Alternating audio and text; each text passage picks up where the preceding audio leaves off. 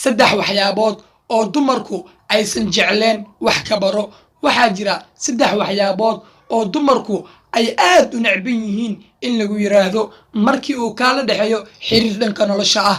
haddii iyada uu xiriir qof dumar ah kala dhaxeeyo ee aad ku tidhaahdo saddexdan waxyaabood ee aan ka hadli doono, waxaad ogaataa in xiriirkaagii uu meesha ku baaba'ayo.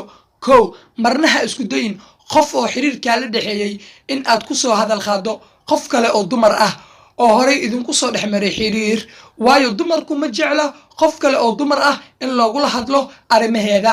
labo, marnaha isku dayin inaad ka khariso meesha aad joogtid haddii ay ku soo wacdo ama ay ku weydiiso, waayo taasi waxay keeni kartaa shaki inuu ku dhasho qofka kala dhaxeeyo xiriirka.